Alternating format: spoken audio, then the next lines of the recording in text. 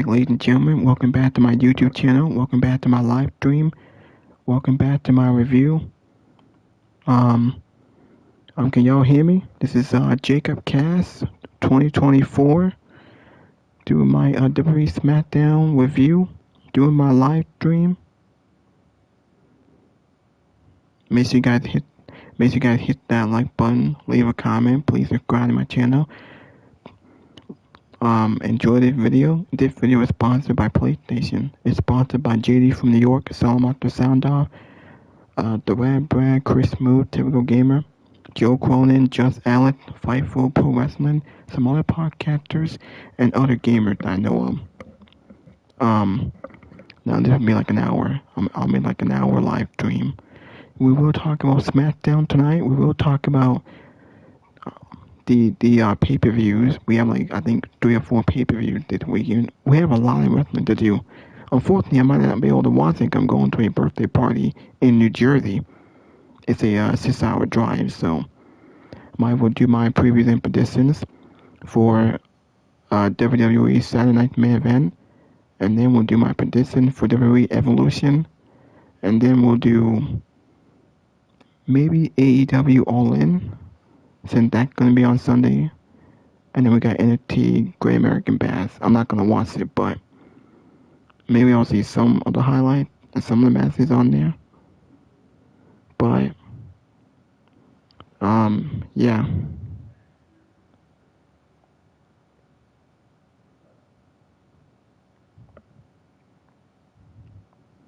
Alright. Now let's get into this. Just want to say thank you for watching. Thank you for all the support. Hit that like button. Leave a comment. Please subscribe to my channel. Now SmackDown is almost over. We're going into the main event right now. Well, technically, we had like 4 matches on the show. Only 4 matches on SmackDown. We had a fatal 4-way with Alexa Bliss, Kairi Sane, Roxanne Perez, and Jordan Grace. Alexa Bliss won the fatal 4-ways. I think she pinned Kairi Sane, and she won for her. Obviously, it was a glimpse of what's going to be on Sunday for Evolution. So Alexa Bliss got the win here. She celebrated her in Charlotte. Then we have our new tag team champions, the Wyatt Six, Dexter Lumis, and Joe Gacy. They beat the Street Profits to become the new tag team champions. They just won tag team titles. The Wyatt Six hold the gold now. And now we got the main athlete. After that, we got R-Truth defeated Aleister Black. I think the match went like 5, 6. It might have been 6 or 7 minutes. It was very short. R-Truth shockingly beat Aleister Black. Upset victory for Aleister. Aleister Black's not doing anything on SmackDown. He's not getting over it. He's not really doing much. R-Truth, apparently they're putting him. We'll see what happens there. Aleister Black tried to cheat by using a steel chair, and the referee took it away from him. R-Truth took advantage and ended a roll-up, and R-Truth won and got the quick, easy win off of Black. And then, now we did get a special guest. We had Jelly Roll, that magician or whatever, made an appearance on the show, had a confrontation with LA Knight. Then Randy Orton got involved, and Drew McIntyre got involved. Drew and Randy, they brawled, hyping up the match for tomorrow night. It looked like Jelly Roll might be in Randy Orton's corner for his match for Drew McIntyre. Yeah, so maybe we'll see Logan Paul involved. I don't know, cause he was on the show tonight. There's no Cody Rhodes, no John Cena. He's not advertised. Hopefully he's advertised next week, cause now we can go into the build to SummerSlam. But and now we get the main event. They announced the main event earlier in the show with a segment with LA Knight, Paul Heyman, and Solo Sikoa. Solo Sikoa and his new Bloodline got T-shirt, MFT. It called MFT. Now, we got the tag team match. Obviously, they don't have JC Mateo on this game, so I had to use Tama Tonga. But it was JC Mateo, Jeff Cobb, Solo Sikoa versus Jimmy Uso and LA Knight. As you guys know, we got Solo Sikoa will be defending his U.S. Championship against Jimmy Uso at Saturday Night Main Event. And like I said, we got Randy Orton and Drew McIntyre. We got Seth Rollins and LA Knight. And then we got Gunther defending the World Heavyweight title against Goldberg. Now, who I think gonna win is Solo Sikoa is obviously gonna retain. It's a filler match that was just added. I don't know why, but it's just a fill time because they need 4 matches on the show. Saturday Night Main Event can be 2 hours and it can be commercials. So gonna retain against Jimmy. I'm pretty sure Seth Rollins is gonna beat LA Knight. Will he cast in on Gunther? We won't know. If we'll see Punk or Roman Reigns, we won't know. Randy Orton and Drew McIntyre. I think Randy Orton had to beat Drew McIntyre, or it might end in a screwy finish. I don't know. Jelly Roll gonna be in the corner of Randy Orton. Maybe we'll see Logan Paul get involved.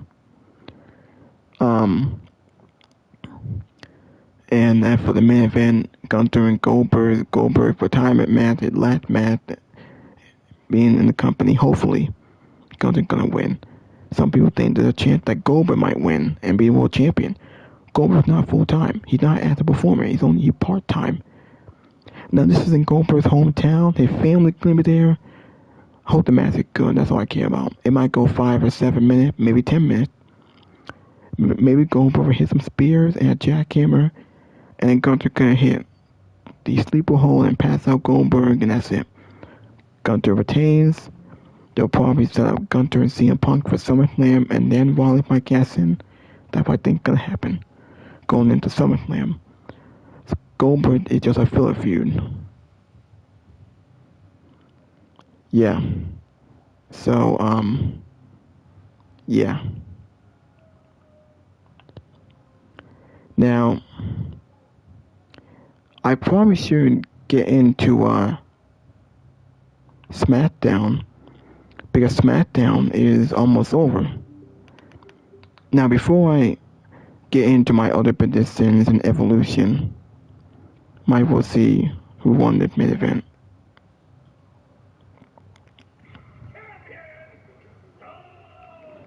Okay. Let's see who won the main event.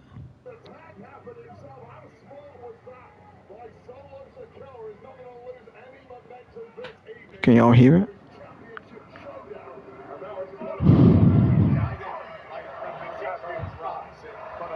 Let me know if y'all can hear it.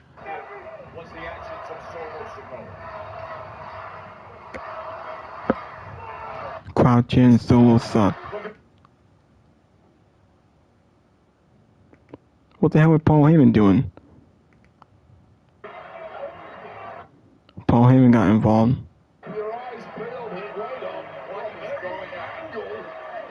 Paul Heyman has a phone.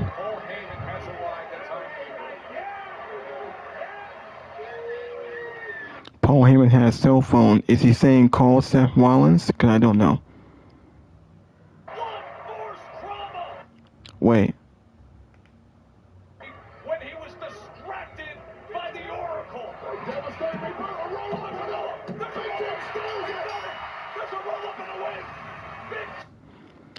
So, shockingly, surprisingly, Jimmy Uso and LA Knight got the victory. Solo Sikoa was stupid. He looked like an idiot. The guy looked like a joke. And the fact that the guy is U.S. champion, how come we didn't see Jericho 2? And he's the one that pinned him last week. Now this week, Jimmy Uso pinned Solo Sikoa. You would think that he would pin LA Knight to protect Solo, but Solo's not protected. How are we supposed to take Solo Sikoa seriously? How are we supposed to care about Solo Sikoa being the U.S. champion? It's at a point now where you might take it off from him. Because I don't like how they booking Solo Sikoa. Solo Sikoa he looked like a joke.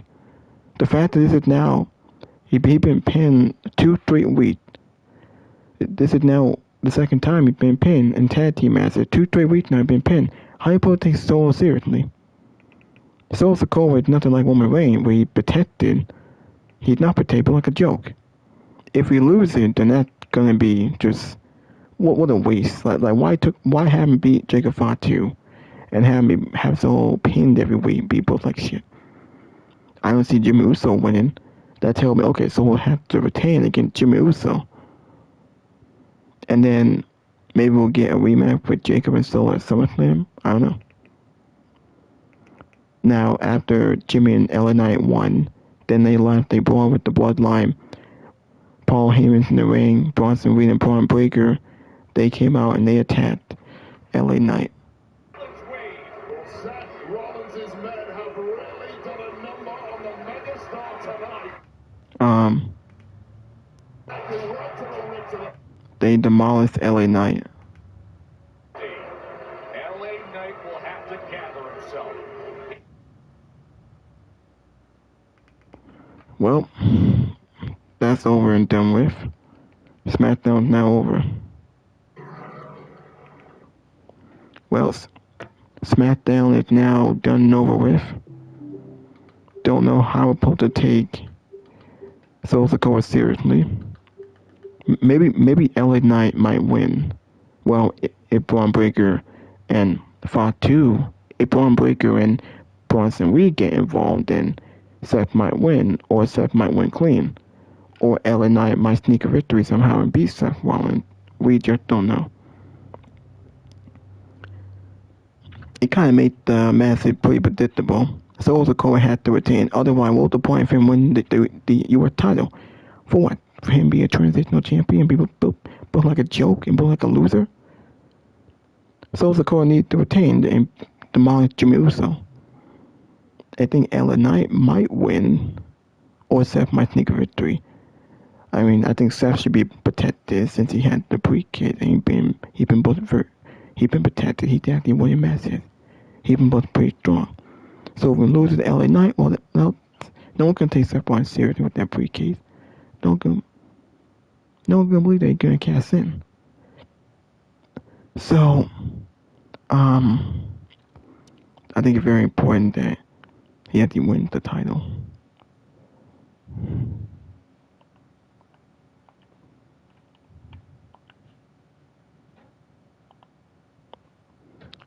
Yeah, so, yeah. Now, who do I think is gonna win? I honestly don't know. Yeah, so that was SmackDown, and I already talked about Saturday Night's main event. I hope I do watch it tonight. I'm not going to be able to watch NXT because it comes on pretty early tomorrow. I think at 2 o'clock in the afternoon. I don't think I have time to watch it. Maybe I'll see the highlight. Saturday Night's main event, I hope I watch it tonight, tomorrow night. Hope I watch WWE Evolution. I think I will watch that on Peacock. As for AEW, I hope I do watch it, or if I just watch the highlight. We will have to wait and see. But, yeah. That was SmackDown. We talked about Saturday Night's main event. Oh, I can go into my preview and prediction for WWE Evolution. I think we have like 6 or 7 matches on the card. We got the Fatal 4-Way for the Women's Tag Team titles.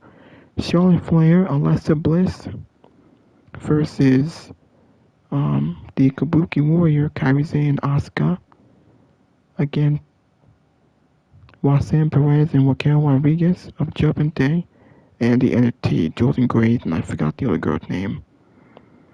Jordan Grace, the North American Champion. So we got Raw, SmackDown, NXT, and Raw, SmackDown, NXT, and then we got the tag team champion defending.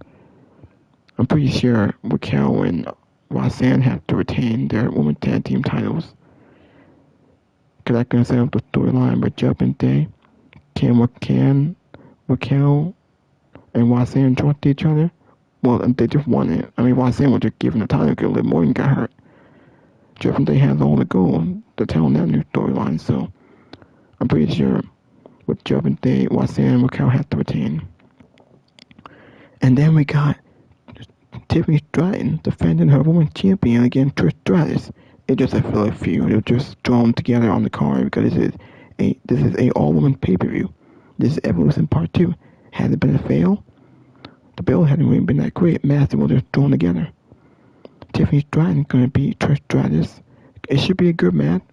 We did have a face-to-face tonight on SmackDown. They changed some words. Now that just a filler feud to get them on the card. So yeah. Tiffany Stratton gonna retain.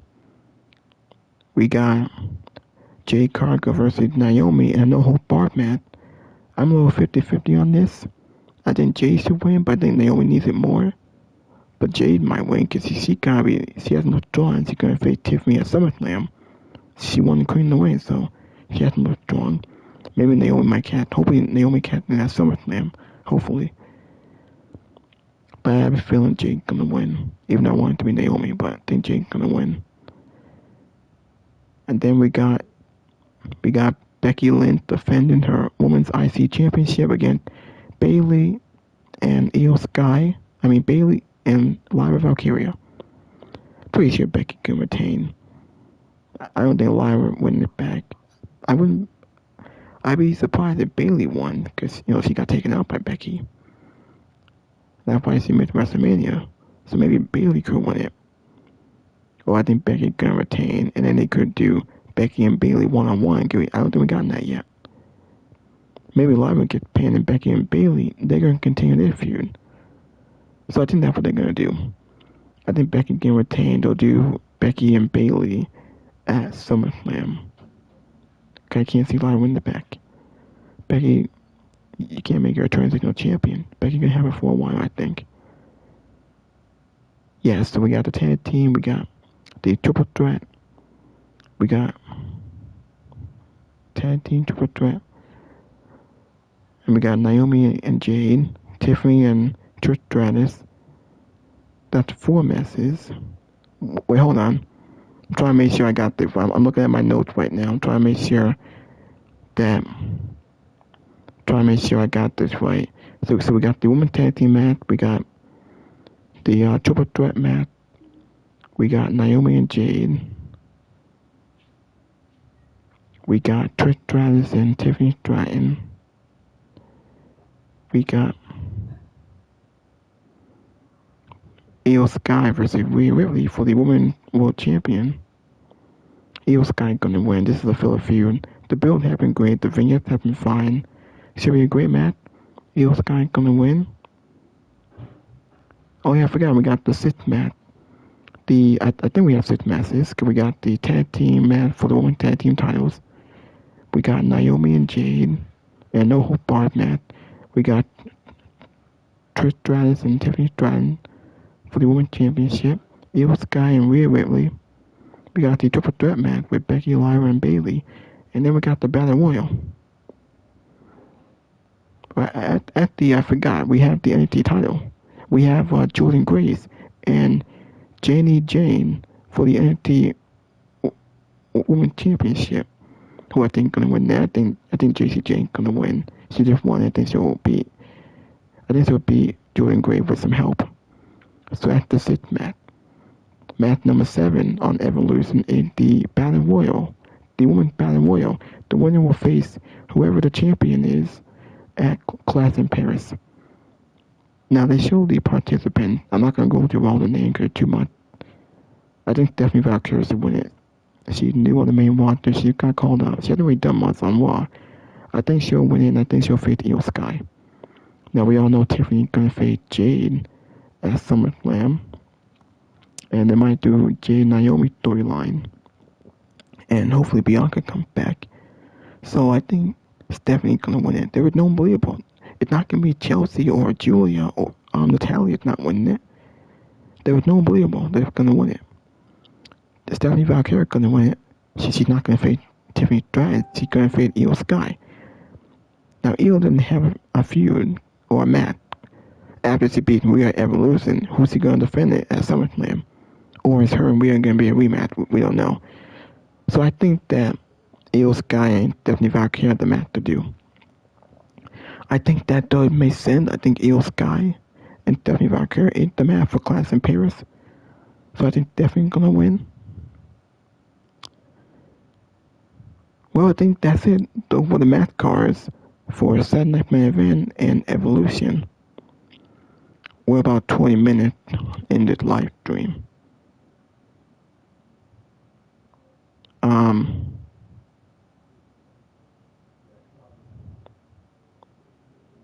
Alright. Now let me show you guys the other podcasters and other reviews that are doing podcasts right now. Hold on.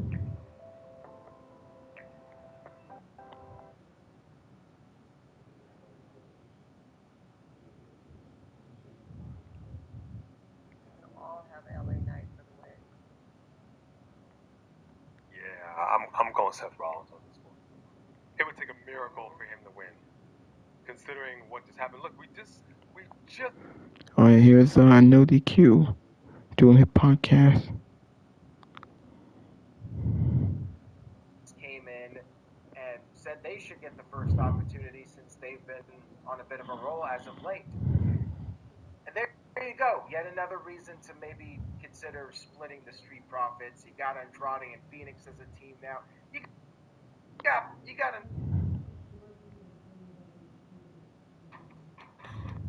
Tiffany was looking extremely creamable tonight. Oh! Instinct G's. Lol ha ha. Alright, this is Joe Cronin doing his review. We will see. Yeah, I mean, why would you like? Are you seriously watching Evolution over? Are you watching Evolution over All In? I mean, I get that All In's gonna be a long ass nightmare bucket. Hey, Bullfrog whatever, is a but... moron.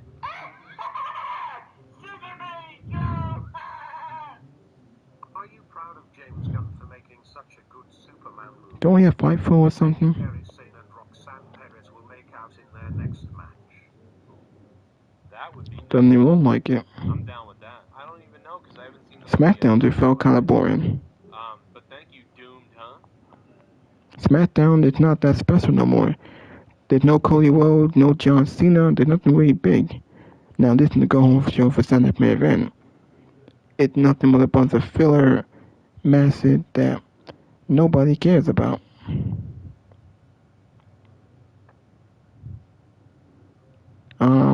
So yeah. Alright, hold on.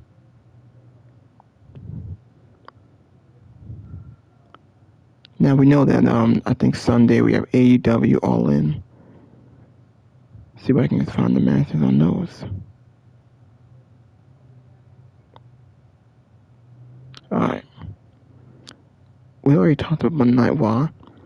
The future face of Raw, Braun Breaker. He could probably turn Seth Rollins.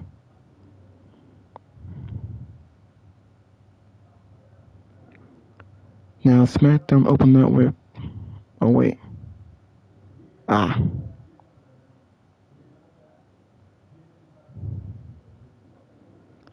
Okay, so only showing SmackDown. Paul Heyman to LA Knight. Hype doesn't make you dance or make you dare. Soulja Cole will be getting involved in this.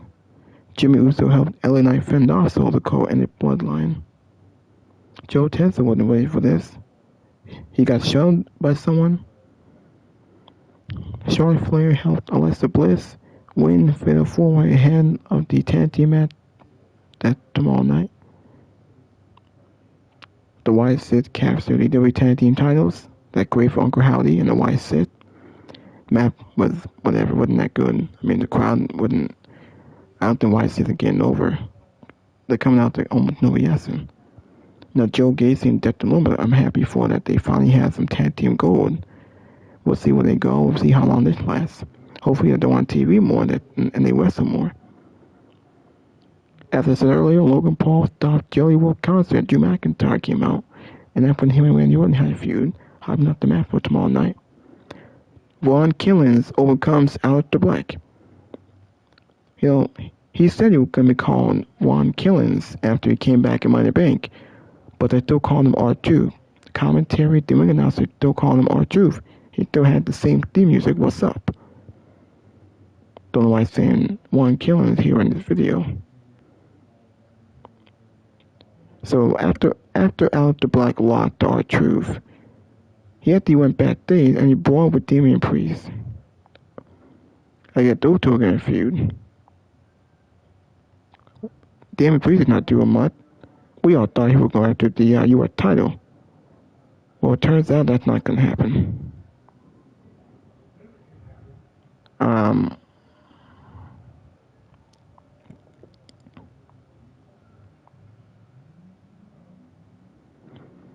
Now we can look at Fightful Wrestling. Jelly Roll saves Orton. I'm Christy Nome, the United States Secretary of... God damn these damn commercials, man. I'm very sorry about that. Hold on. On Monday, that was about how it feels like... Hold on, let me show you my other podcast friends. A lot of the bad habits that they got rid of when Vince McMahon was booking WWE have snuck back in, and you look at today's show and you see two roll-ups for wins. One distraction roll-up that made Aleister Black look so stupid, and I feel vindicated in that video. I feel like maybe I was onto something, so head over to my own YouTube channel for that content, but my goodness. Anthony Velasquez said, gonna stick with AEW All In tomorrow. WWE did nothing to make me want to tune into their show tomorrow. No women's matches on that show. We do have the entire Evolution PLE around the corner, but I agree, there is not much that's appetizing on there at all. Does make you wonder. I don't think they're going to do it, but do you think that they have a Shock Goldberg win just so that there's something like a sign of life on that show? I don't know, man. Like, why would you, I don't know, why would you want to do that to Gunther? You know, like, it would make no sense. Right? But I would say there's a lot of things that haven't been making sense around here. My gut instinct is that they will wait until SummerSlam for Seth to cash in. Like, I think Gunther only loses to Goldberg if Seth is cashing in right away. But I think they want the callback to Seth Rollins cashing in, making it a triple threat. Like, I think they're going to want to do that. So I think it's just going to be a weekend of really flat programming for WWE, unfortunately. Because if you're going to counter program, you would hope people would put... Hold on. Now let's see if I can get into my preview and prediction for AEW All In. See if I can find the match cards. Wait, it's on the 12th, so that means it has to be tomorrow then. Are these all the matches? Now this is on the pre-show, the 0 hours. FTR versus the Outgunners.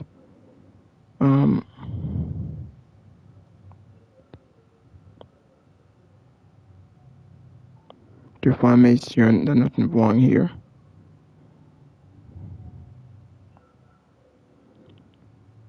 Alright. So let's go into AEW All In, Texas.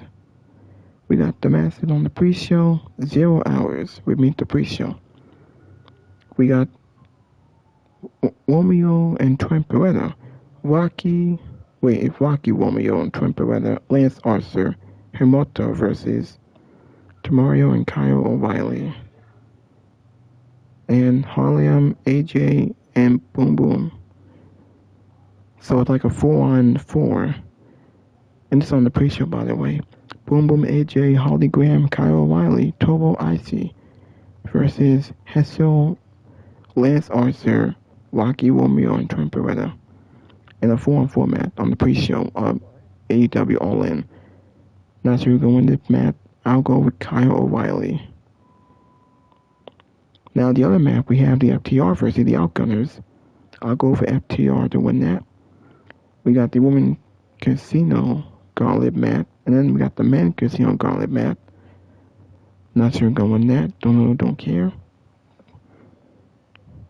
We'll see who wins that.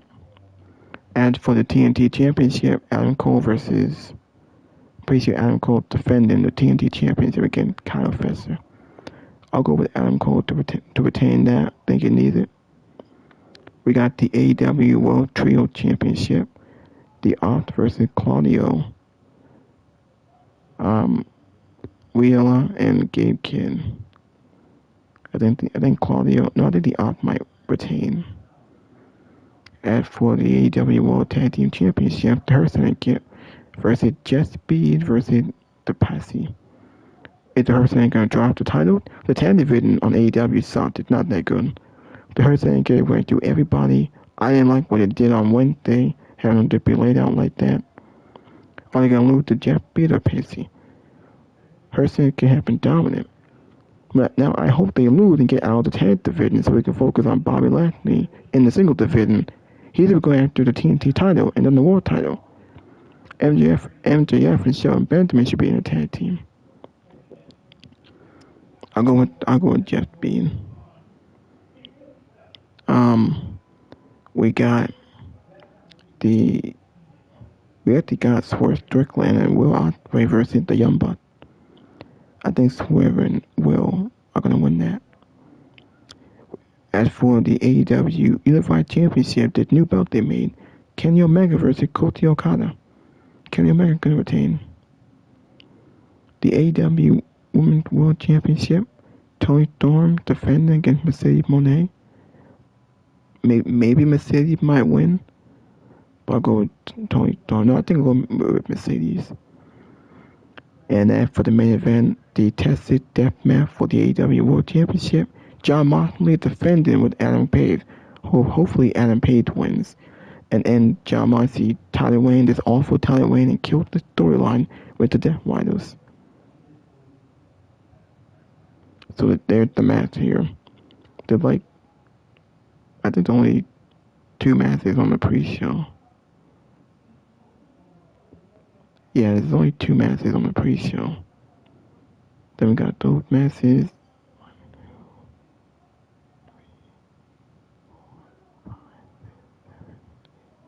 9 matches. If you want to count the pre-show, it's 11 matches, but 9 matches. So they said this is on Saturday. Alright.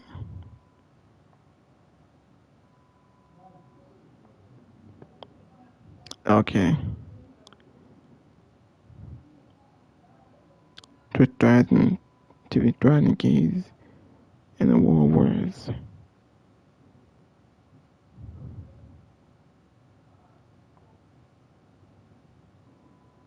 Actually, no, wait, hold on.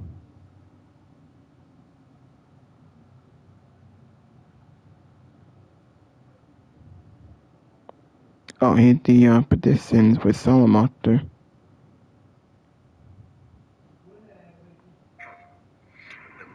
Alright, hold on. I might as well show y'all Salamonster. I don't think Salamonster coming on tonight. Dynamite celebrated 300 episodes on Wednesday night and had a really strong show. Hold on. Now. Definitely better than. Hold on. Now, Salamonster sound off. He's not doing a live stream tonight for SmackDown. I think we'll do AEW tomorrow. Maybe we'll do Evolution tomorrow. So I'm not going to show you guys his preview and prediction for AEW All In for tomorrow night. At Boarfest on Friday night, carried primarily by the matches, including an excellent main event between Kazuchika Okada and Kota Ibushi. Their first match in nearly 4 years. A return to form for Ibushi is what it was. And we had the return of Kenny Omega when it was over, coming out with a chair to make the save for his old partner. I saw where Conan, on his podcast, criticized AEW for not bringing Ibushi back last week to save Kenny Omega. That he should have been brought back directly in something with Omega, and they should have done a Golden Lovers reunion. You know, for someone with as much experience in a creative role as this guy has had, you would think he would be smarter than that. How did he not see where they were going with this? If he would have just waited 1 week, Like, it was pretty clear to me what they were doing when they brought Ibushi back. Look, when they brought Ibushi back on Collision, it was out of nowhere. It was completely out of left field. But it was pretty apparent what we were going to be getting on this 300th episode. Bringing Ibushi back for Omega to make the save. Omega making the save is what made the most sense, because Omega is the one that needs to be strong going into All In, because it's Kenny Omega's match at All In. It's not Ibushi's match. So having Ibushi come to make the save for Omega doesn't really make any sense. You wanted Kenny Omega to come back, because he's been off TV for a few weeks, to make the save for Ibushi, which is exactly what they did, and that's what they should have done, despite whatever Conan may have to say about it. But let's do a preview for the All In Texas card next weekend, and I will incorporate some of the key things that happened on Dynamite this week as we go along here. All In Texas takes place this Saturday, July 12th, from Globe Life Field in Arlington, Texas. A very hot and humid Arlington, Texas. 93 degrees is projected to be the high temperature on Saturday. I cannot imagine they open the roof for this show with weather like that. Globe Life has a retractable roof. It should be closed. Unless you want to be bunched up with 20,000 sweaty wrestling fans, which sounds like an absolute nightmare. It will be their biggest North American show to date. Tony Khan told TMZ Sports that they have sold over $2.5 million worth of tickets, and the gate will likely end up being over $3 million when all is said and done. They've never even done $2 million before in the U.S., let alone $3. So it's already a big success for them, even though it will by no means be full. They will have well north of 20,000 fans in attendance. It starts at 3 p.m. Eastern Time, at the same time that NXT is running the Great American Bash. I've looked at that card for the Great American Bash, I'm not going to lie. That card looks like ass. I mean, they're not even trying. Literally just doing the show is a fuck you to AEW and putting in the bare minimum effort. Yeah. I will be on my way home from the House of Glory show in Texas that morning, so I should be home before the pay-per-view starts, and we'll be live on YouTube for the full review when it's over. More matches may be added this week, so this may not be the complete card, but the key matches are all accounted for. Yeah. Jim Ross is hoping to be on the call for at least a couple of matches on the show. Yeah. He's cancer-free now, and was very much hoping to be there, so it'll be nice to hear his voice again for a match or two. Yeah. That's On good. Collision last night, Claudio Castagnoli issued a challenge to the Ops to try to get back their trios titles at All In. And it has not yet been made official, nor did he say who he and Wheeler Yuta would be tagging with, because Pac has been out hurt. I don't know if he's healed up or not. I mean, that was a pretty gnarly ankle injury, and that only was a few months ago. So I'm not sure if he's cleared to come back yet or not. It could just be Pac returns. They could always trot out Gabe Kidd from New Japan as their partner, because he kind of had an alliance going there with Jon Moxley and the Death Riders for a bit. They're going to be taking on Samoa Joe, Powerhouse Hobbs, and Katsuyori Shibata. The match is obviously going to happen, even though it's not official yet. And when it does, I do believe that Hook will cost the Ops those trios titles. I was wondering if Hook may end up being the surprise partner for Claudio and Yuta. I don't really think that makes sense, because if he's their partner and they win the title, I mean, I don't think Hook is joining the Death Riders, so I don't think he'll be the mystery partner, but I do think that he is going to cost them those titles. I think we're going to have new champions. We have men's and women's Casino Gauntlet matches, with the winners earning a future World Championship match. That's how they have phrased it. But last year, you were able to cash in at any time, and I am so sick to death of the cash in anytime shit. I just wish we could toss it into a volcano for a year and just take a breather from it for a little bit, but it is what it is. I assume the rules will be the same this year. This is the first time they're doing a women's one on this show, and only the second one ever for the ladies. Typically, there's up to 21 participants, but the match can end at any time, so first pinfall or submission wins the match. We're not getting 21 people out there for these. On the men's side, we know Mark Briscoe will enter at number 1, and MJF, with his win on Wednesday over Brody King, Anthony Bowens, and AR Fox, will enter at number 2. We also know now that Mystico is in, and And I think that Mystico is going to play a role in making sure MJF does not win the Casino Gauntlet, especially after the angle they shot at MLW a couple weeks ago, where MJF came out and attacked Mystico again. That was the second time after he stole his mask at Grand Slam Mexico a few weeks ago. So I think Mystico will get a measure of revenge on him here that will prevent him from winning the gauntlet. There's also usually a few surprises in there. I could see Switchblade Jay White being one of them. I would love to see an Eddie Kingston return here. I've been watching his training videos on Cesar Bonani's YouTube channel. He's been helping him with his training and rehab. Tony Khan has said they're going back to Wembley next year, but if we assume that All In is going here, may be good for the Mercedes brand. What it wouldn't be so good for is the AEW women's division. I picked Megan Bayne to win the gauntlet because I think Toni Storm is retaining the title. I think she hands Mercedes her first taste of defeat. And before she ever lays a hand on that world title, she needs to first drop that TBS title. If she wins the world title and lets the other one go, she's not losing for a long time yet. So what is accomplished by keeping this woman undefeated for 2 years? You know, she's been plowing through everybody.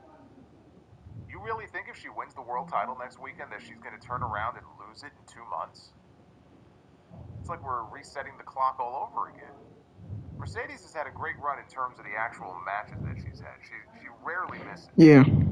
Toni Storm has been consistently one of the best performers in the entire business. Her commitment to that character and the work that she has done has been fantastic. These two are going to have an all-timer on Saturday. It could be the greatest women's match this company has ever seen. And when it is over, I predict that Toni Storm will still be the AEW Women's World Champion. Wait, what the hell? Another goddamn commercial. Hold on. Gotta wait for these damn commercials. Alright, here we go. Listen to Song Monster. He returned on Dynamite to rescue Kota Ibushi from a beatdown at the hands and feet of the Don Callis family. On Saturday, Omega defends his AEW International title against the Continental Champion, Kazuchika Okada. Winner take all. No more international title, no more Continental title, just one unified champion. People make the Ric Flair, Ricky Steamboat comparison. Biggest AEW shows of all time. You don't think these two aren't going to go out there and tear down the house? You don't think that we're going to see New Japan Okada out there? In most of his matches, it looks like he's just coasting because he doesn't have to put singles losses. On the whole, he has been very well protected, and he has won most of his matches. He's had that Continental title now for a long time. This is where it all comes to an end, though. And speaking of coming to an end, we can all hope. Clasp your hands together, everybody, because it's finally here, the main event. Jon Moxley, after 9 painful months, not even childbirth is as painful as this Death Rider stuff has been. But here we are at last in Texas. He defends the AEW World Championship against the winner of the Owen Hart Tournament, the former AEW World Champion, the man that we are counting on to be the savior, Hangman Adam Page. And it will be a Texas death match. This will not be their first match together. It will not even be their first Texas death match together. Hangman won their first one at Revolution in 2023. Hangman all but said on Wednesday, he knows the Death Riders are going to get involved. He knows the Young Bucks will be sneaking around. So let's just make it Texas death. I like that they're openly acknowledging what we already know. There's going to be a metric fuck ton of interference in this match. It will be overbooked to all hell. And that could be a lot of fun if we get the right outcome. This will be their Avengers Endgame. The Death Riders have screwed over so many people. They have injured so many people, going all the way back to Bryan Danielson when Moxley won the world title. Bryan Danielson took a bump a few weeks ago at Arena Mexico when he delivered a Busaiku knee at the Ring of Honor taping. That was after the show. I fully expect to see him here, if only for one quick cameo to wipe out Wheeler Yuta, that little shit, with the same knee that Yuta's been using ever since. Moxley beat Orange Cassidy at Full Gear. He beat Hangman and two other men in a four-way at World's End. Adam Copeland, Swerve Strickland, Samoa Joe, and don't forget, throwing Darby Allin down a flight of stairs. He hasn't been seen since. He Yeah. actually made it to the summit of Mount Everest. He flew the flag, literally, of AEW on top of the mountain. Damn. Something they never even acknowledged on television. Yeah. Why? I don't know. Because they wanted to keep him out of sight, out of mind, for this moment when Darby returns to help put the nail in the coffin Yep. of Jon Moxley's reign as world champion. And we might even get a Sting cameo, too. I'm sure he'll be there. He lives in Texas. I don't know why he wouldn't drop by. There's been a lot of talk about Tony Khan maybe wanting to wait to put the title on Darby. Maybe Moxley even wins this match to save the title win for Darby in Toronto at All Out, or Wrestle Dream in October if they go back to Seattle. Another 3 or 4 months of this Death Rider shit is unacceptable. If Tony Khan wanted Darby to be the one to dethrone Jon Moxley, you don't push those plans back just because Darby wanted to go play Mountaineer. He probably would have been champion by now had he not left. That was his choice. If that's what he wants to do, go ahead. Life goes on, though. These stories, they go on. AEW goes on. You don't put shit on hold to wait for Darby to come back from his expedition. This stage right here is set for a grand finale here and now in Texas. Tony Khan has given us a lot of groan endings to these pay-per-views. These usually great pay-per-views otherwise. Multiple times now. I would hope to build to the happy ending here on this show. I don't think he wants to send people home disappointed this time from his big stadium show. I really don't. You're going to see Darby. You're probably going to see Danielson, the Death Riders, the Bucks, the Ops, maybe Swerve and Ospreay. It's going to be overbooked chaos. And I love it so long as we get Hangman Adam Page at the end of all of it as the new AEW World Champion. I am predicting a win for the Cowboy in Texas. This is Hangman's redemption arc. After all the twists and turns with his character from babyface to psychotic heel and back to whatever he's supposed to be now, the feud with Swerve, it had to happen to lead to this moment. Anything else would be an epic failure. Yep, I agree.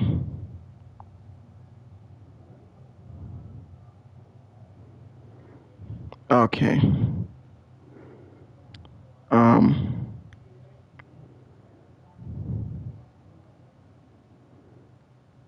Hold on, hold on, I'm trying to look at more of my notes here.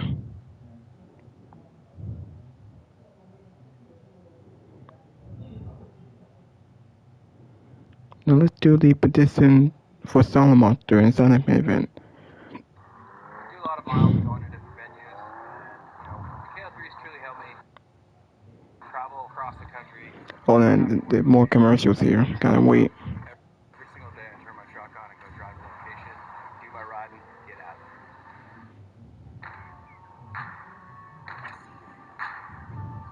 It's like a magic wand. The fish slime. And big stupid grins. Fish on, America. With a stronger, more sensitive, ugly stick GX2. The hell? God damn it, man. Oh, come on now. Alright, hold on a second. They're getting my nerves.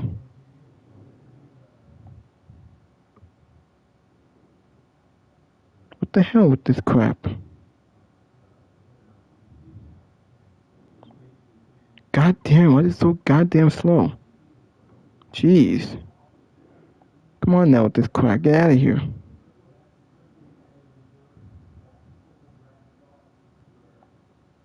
Come on. Alright, hold on a second. Hold on a second, get on my nerves. Oh my, come on with this crap. Ah, this shit really pissed me off. What the hell? Alright, hold on a second. Come on now, what in the hell is going on here?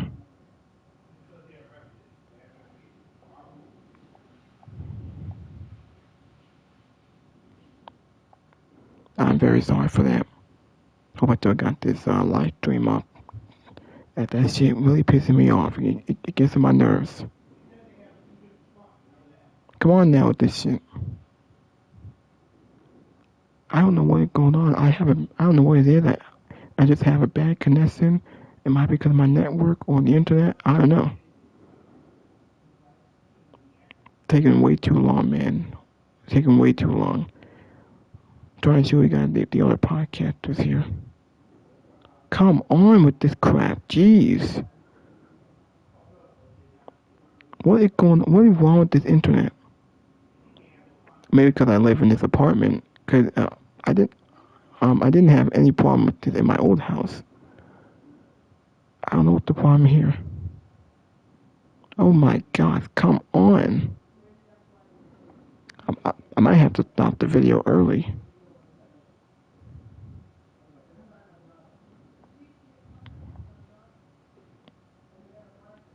Come on now, work, damn it. Work, damn it. Jeez.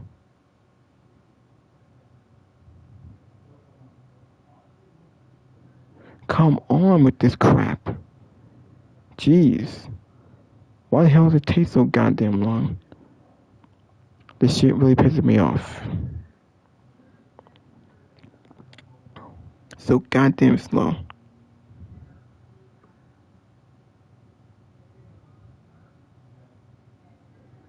Alright, finally. Jeez.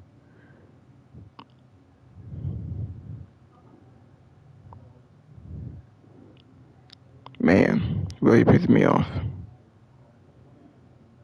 Alright. I can go to Goldberg here. Let's go in order with the two shows. We'll talk about Saturday night's main event first. It is the 40th installment of Saturday night's main event. 40 also being the age that Bill Goldberg was in 2006. We should get at least one more match announced tomorrow. Every one of these shows that they've done so far has had no less than 4 matches. Some of them have had 5. Right now we have 3. So it could be an Intercontinental title match between AJ Styles and Dominic Mysterio, because that match was bumped from the Night of Champions card, so we still have to get that one. If it happens, I'm picking Dom to retain. But there's also the Women's Intercontinental title, after Bayley and Lyra Valkyria went to a draw on Monday to decide a number 1 contender, so it looks like we're getting a triple threat match very soon with all 3 women. I was thinking at Evolution, but it could happen here. Because right now we have no women's matches on the Saturday show. I figured they're all saving them for Sunday. But if they wanted to have one, that would be the one. And if the match does happen, Becky retains.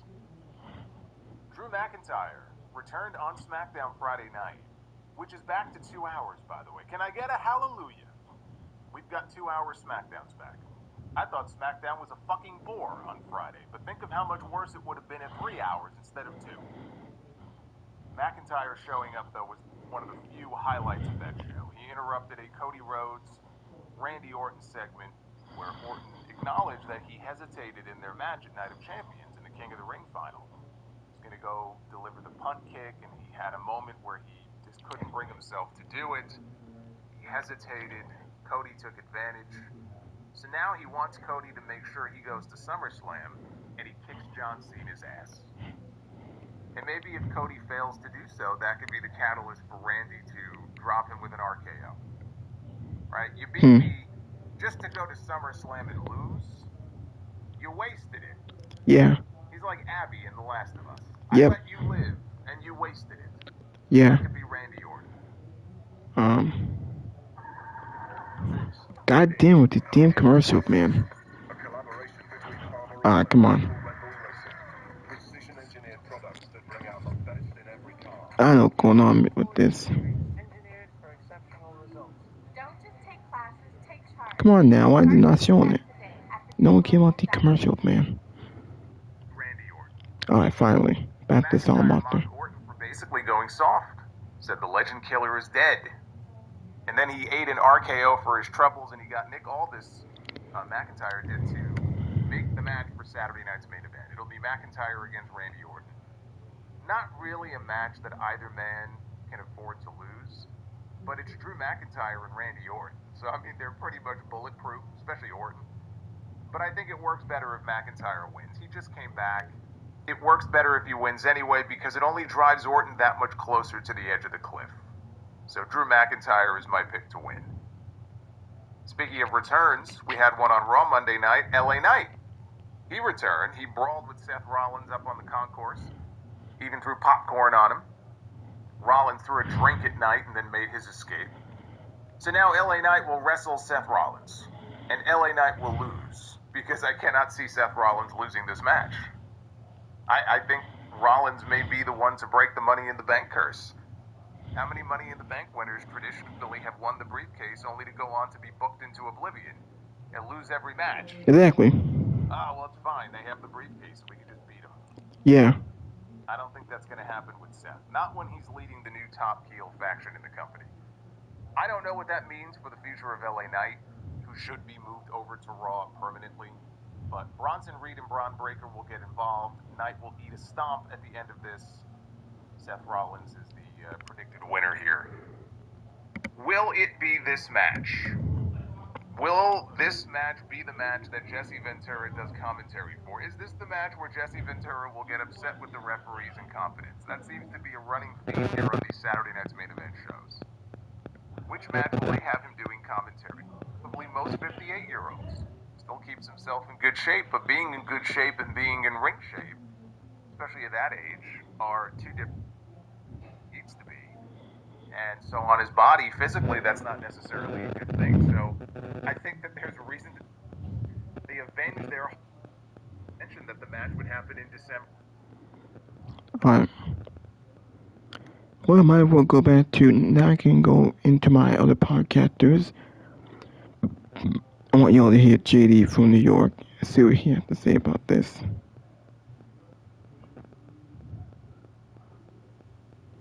Alright, here's JD.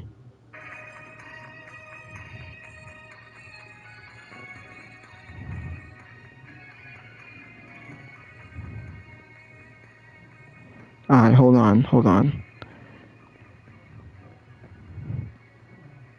Damn, it's gonna take a while.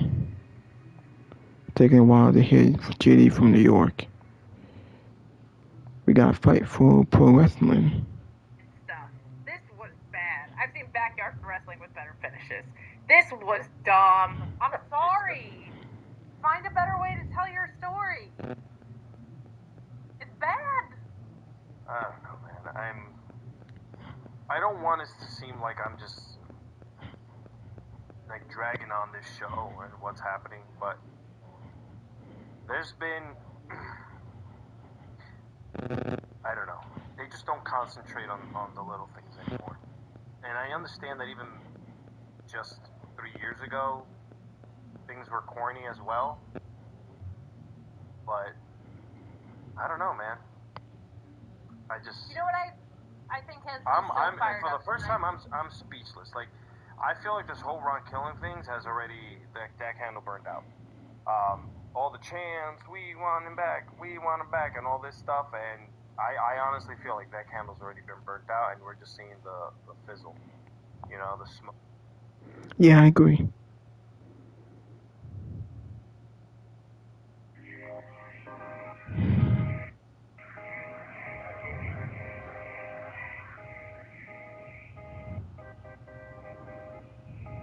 Alright.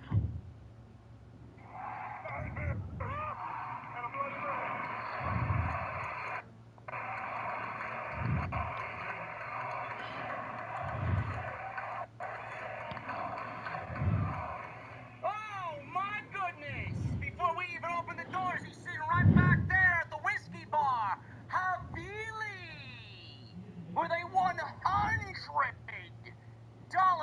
chat. What's up, JD? Shout out from Brisbane, Australia.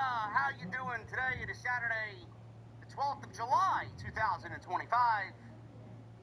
Favorite Undertaker return. SummerSlam 1994, Judgment Day 2000, or WrestleMania 20. Judgment Day 2000. I was not a big fan of the Leslie Nielsen Undertaker versus Undertaker fiasco in 1994. Bobby Heenan, Gorilla Monsoon, Jesse Ventura, who we'll see tomorrow night on Saturday night's main event, Vince McMahon, or Jerry Lawler and Jim Ross. Thanks. No better commentary team in the history of professional wrestling than Bobby Heenan and Gorilla Monsoon. That is absolutely no doubt about it. Heavily, thank you so very much, brother. Appreciate you very much for being here. As always, we love how Veely, he is a VIP through and through right here on the podcast. Thank you guys very much for joining me on this Friday night. SmackDown tonight. I don't know what to tell you, man. It's going to be a busy weekend. We got a loaded weekend. Texas is pro wrestling filled right now. All In happening tomorrow afternoon. We got Saturday night's main event happening tomorrow night. And the retirement of Bill Goldberg will be happening as he challenges Gunther for the World's Heavyweight Championship in the main event of Saturday night's main event. And then we got Evolution on Sunday night. I still don't know what I'm doing as far as content goes for Saturday night's main event, but we may do a quick live on Sunday afternoon. I haven't really decided yet. I gotta see how I'm feeling after tomorrow's All-In stream with Jesse. It's gonna be a busy weekend. Tonight's SmackDown kicked that weekend off in a very unceremonious fashion, very run-of-the-mill, very blah, very low effort, very uninspired episode of Friday Night SmackDown. I genuinely don't even think they give a shit anymore.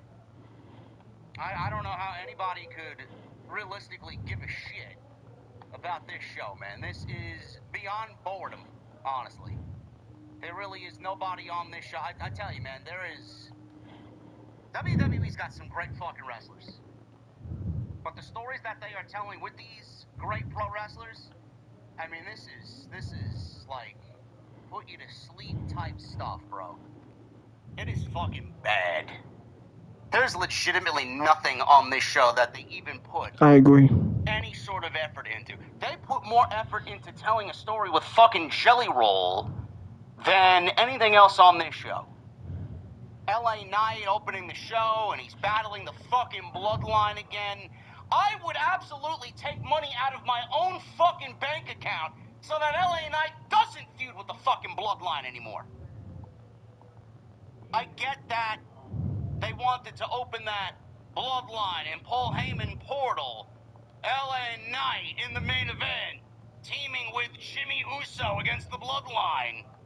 Paul Heyman's out there, and then out comes Braun Breaker and Bronson Reed to do the bidding of Seth Rollins, who wasn't there tonight. Boring.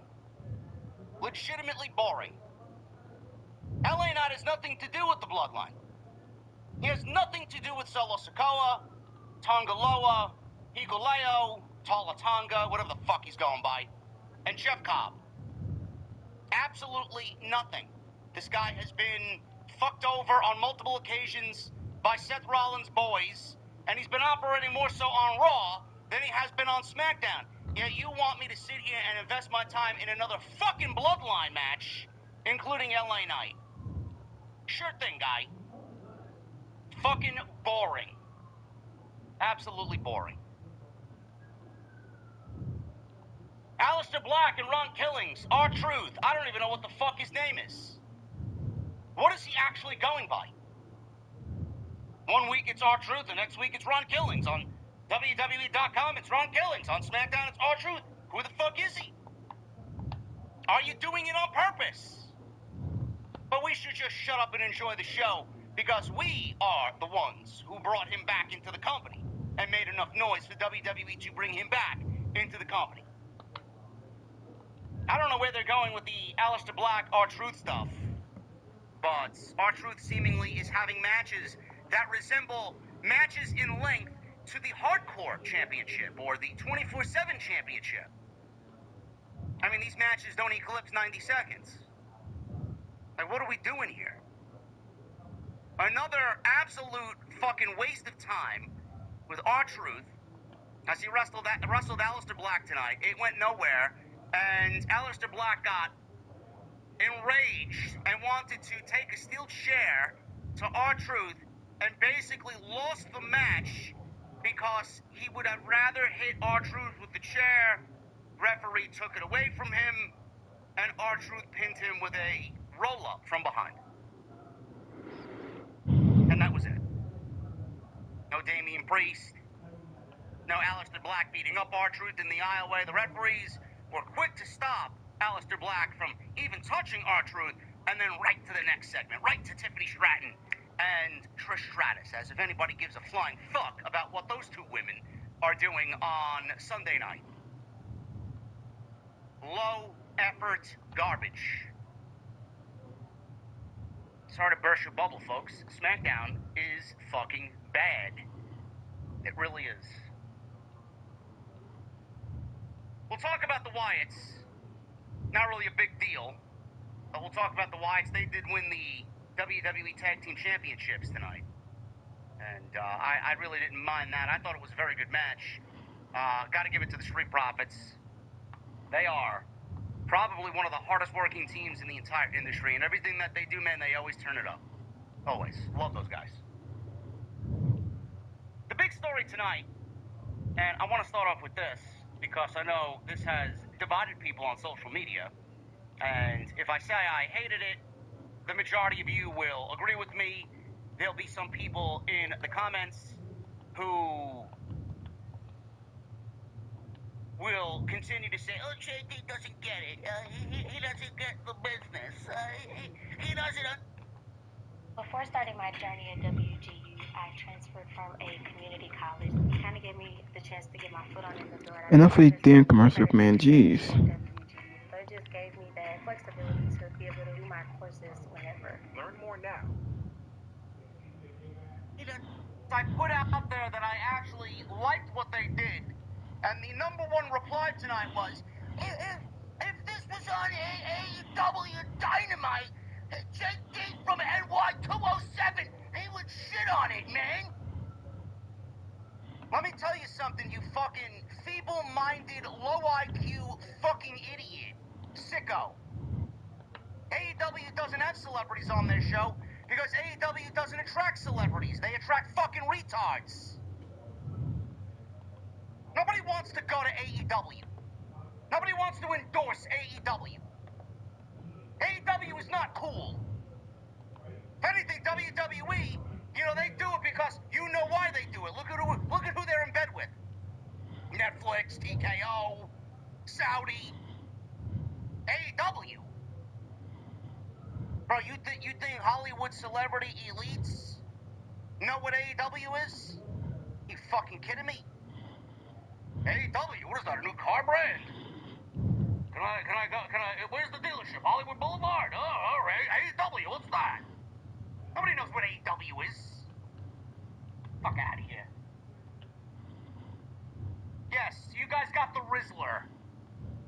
And Big Boom AJ again on Collision last night. Oh, man. Stick to your fucking cringe lords, you fucking idiots. Oh, but it's a pre-show, man. I don't give a fuck. Why don't you go back 24 hours before that when I complained? Yeah, Tony Khan says, it's a sports team. I'm managing AEW like a sports team. That's the reason why Britt Baker's not on fucking TV. This is not 18 weeks in a fucking NFL season, you half-witted idiot. This is 52 weeks of live television. All because you are comparing your company to the Jacksonville Jaguars, who are losers. That doesn't give you the right to compare that to Britt Baker's situation. Britt Baker's not on TV because you don't want her on television. Britt Baker's not on television because you and your fucking haphazard writing team didn't write Britt Baker into the television show. For 9 months. No, but you have time to find fucking TV time for Big Justice and the fucking Rizzler. I'm sure Britt's sitting at home really believing the fucking garbage that came out of Tony Khan's mouth, right? There you go, man. The fake media, the fake wrestling media, they'll believe it. They'll gobble Tony's fucking cum up off a fucking plate, served to them ice cold. Fuck out of here. Ridiculous. Everybody in the fucking media is an absolute fucking half-witted fool. Give me a break. Jelly Roll. Listen, I was one of the people who vehemently, because I wear my emotions, you guys know what I'm feeling, man. I just project it. I said, who asked for this? Who? Nobody asked for this. I don't know one person. I don't know one person who has Jelly Roll on their Spotify playlist. I would probably look at you side-eyed if you did. Not my cup of tea, bro. Sure, he's a swell guy. He doesn't even have that bad of a singing voice. I'll at least praise him in that aspect. Nobody asked for this. I think we have fucking... I think we got Travis Scott syndrome, bro. I think Travis Scott scared the ever-living shit out of us on April 20th, and I don't think any of us got over that fear. That's the God-honest truth. So if everybody that was very, very, and I mean very skeptical about Jelly Roll getting a role at SummerSlam and Jelly Roll potentially wrestling at SummerSlam, I don't blame you. This is why we all revolted against it when we heard the news and the rumors hit the dirt sheets. We still have fears and nightmares of Travis Scott. I don't blame you. I don't blame you. Jelly Roll performed tonight, just for a little bit. And out to come, interrupt him, was Logan Paul. Now, this was the news today. Jelly Roll will be involved with Logan Paul at SummerSlam. Now, I thought, a one-on-one match? I mean, that doesn't really interest me whatsoever. And I said, if it is a one-on-one match, that's going to be a true test for Logan Paul, because Logan Paul has been in the ring with Cody Rhodes, and he's been in the ring with The Miz, and he's been in the ring with Rey Mysterio, and he's been in the ring with Roman Reigns, Seth Rollins, AJ Styles. I mean, he's wrestled some of the best that this industry has to offer, man. If they were asking him to lead a match at SummerSlam against Jelly Roll, that would be an...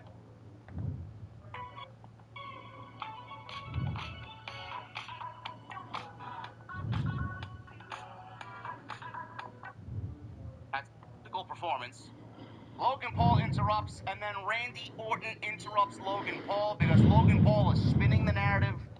Jelly Roll doesn't belong in the ring, Jelly Roll doesn't belong in the WWE, and we don't need social media influencers and musicians in Hollywood infiltrating WWE. This is not the place for you.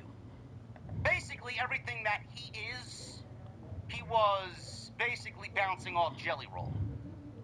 Out comes Randy Orton. How dare you say that about Jelly Roll? How dare those words and those statements come from someone like you? Logan Paul is basically describing himself. Out comes Randy Orton. There's a scuffle. And then Drew McIntyre comes out there and delivers a Claymore to Randy Orton. So as you could see by the makeup of the four individuals in the ring, we have Randy Orton and Jelly Roll, Drew McIntyre and Logan Paul. As you see here, with what I'm describing, it doesn't take a rocket scientist to figure it out that this is going to be the match at SummerSlam. It is going to be a tag team match with McIntyre teaming with Logan Paul against Randy Orton and Jelly Roll. I know some people were not going to like this segment coming on in, and after you watched, you still didn't like it. To those people, fine. You have every right to feel the way that you do. I am not one for celebrity appearances in WWE. I don't like it. I think it takes spots away from other talent. I think it puts Randy Orton and Drew McIntyre in a position that is beneath them. I really do. I'm too old for this shit, bro. I don't give a fuck about Jelly Roll. I don't give a shit about Netflix and their Hollywood elite friends. I don't give a shit who's in the crowd from the UFC or what boxing match that they're promoting in Saudi Arabia. I don't care. All this stuff is absolutely fucking meaningless to me. So if you don't like it, you have every reason to feel that way. But I hope at least you understand why WWE does it. Celebrity appearances have been happening since the dawn of time, since WrestleMania 1. It's never going away. For WWE to keep its name in the mainstream, stuff like this is going to continue to happen. When I'm 60 years old doing this podcast, and the likes of Logan Paul and Jelly Roll are not there anymore, whoever is big at that time, who's ever big on social media, whoever's got the biggest reach, whoever's got the biggest podcast or YouTube channel at that time, whoever it is going to be on television then. Come 2045, that is what's going to happen. It's never going to go away. So no matter how much you hate it, WWE is going to continue to do what they've done since the dawn of time. This is pro wrestling. This is WWE. It's sports entertainment. They will always have some form of Hollywood integrated into their show. Now, AEW doesn't do that because they cater to one fucking dumb audience, and nobody gives a shit about AEW enough to where they deem them cool, where they do get Hollywood showing up on their show. Yes, I'm sure Hollywood would look fantastic in a fucking building that seats 12,000 that AEW only fit 1,500 in. Great. If you don't like it, you don't like it. Fine. That's completely up to you. I liked it. I was very skeptical, and if you were with me and very skeptical, you were rightfully skeptical. You had every right to feel that way. The fact that they are putting Jelly Roll in a match with Logan Paul, who's incredible. If you don't like Logan Paul for his crypto scam and his beliefs, or he doesn't want something political-wise going on to happen, whatever the case may be. You don't align with his political beliefs, I don't give a shit. It's not going to deter me from thinking he's a great fucking athlete. I don't care. Don't really give a shit. Logan Paul is fucking great. Everybody making fun of Logan Paul, you couldn't do a fucking 1/1,000,000th of what Logan Paul does. He's great. Jelly Roll is surrounded by Logan Paul, Drew McIntyre, and Randy fucking Orton. Randy Orton. You got 3 absolute studs, and then Jelly Roll. What is there to be concerned with? What is there not to like? Jelly Roll will team with Randy Orton. Randy Orton will take most of that match against McIntyre, against Logan Paul. Jelly Roll will tag in. He'll throw a couple of punches. He'll do a big splash, a body slam. He may even pull out a Jelly Destroyer and pop the fucking crowd 40,000 deep, 50,000 deep at MetLife Stadium. What is there to complain about? We all complained 48 hours ago. I was sports entertained. I actually liked the segment. There's nothing to complain about here. What exactly are you complaining about? That WWE put this on TV? They've been doing this since 1980. Who gives a shit? This is beneath Randy Orton and Drew McIntyre? Fine. You can think that. We're getting Randy Orton and Drew McIntyre at Saturday night's main event. Do you really want to see another one-on-one match with them at SummerSlam? Because I'm not really expecting much tomorrow night on Saturday night's main event. Why does it bother you that much? Why? I was sports entertained. Yeah, me too. Like that I was sports entertained. Quite frankly, I don't give a fuck what you think about what I have to say.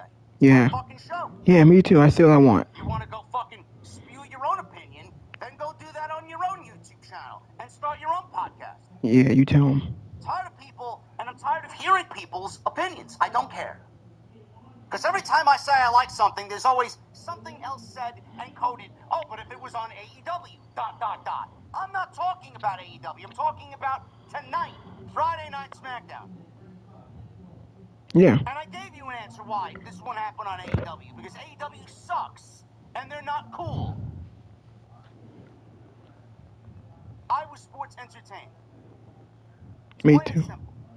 Yeah, me too. I thought what they did, for the time that they gave them, it went off very well. And there was a lot of heat and there was a lot of excitement surrounding it. Sue me.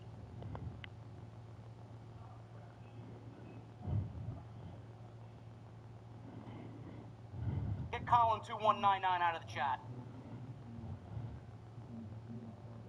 What mods are in here right now before I do it? Billy. Get him out. You know what? I'm gonna do it. Goodbye, Colin. Colin 2199. Goodbye, bro. Oh, please tell me more, Triple H. JD. Oh, yeah? I just said the show sucks. What the fuck are you talking about? Goodbye, Colin. Fucking pussy emo named Colin. Who names their son Colin? Mm. Oh, that sounds like a fucking Sean Ross Sapp fanboy. Colin. Fuck out of here. Goodbye. We will talk about Friday Night SmackDown and everything else that happened tonight, which basically was not much. I just basically went over the most important thing on the show. We'll talk about it tonight right here on the Friday Night SmackDown post, right here on Off the Script. I appreciate you guys joining me tonight. Follow me on social media at JD from NY206. Alright, I'm gonna stop the video. I made it long enough. Gotta get my sleep. I don't wanna be on too long. Just wanna say thank you for watching. Thank you for all the support. Hit that like button. Leave a comment. Please subscribe to my channel. I will be back with more. I will watch AEW All In. And I will watch Saturday Night Main Event. At least I watch the highlight. And I will watch WWE Evolution. I will watch that. I'll do a live stream on that on Sunday. Until that time, this is Jacob Cat 2024. Until next time, I'll see y'all later.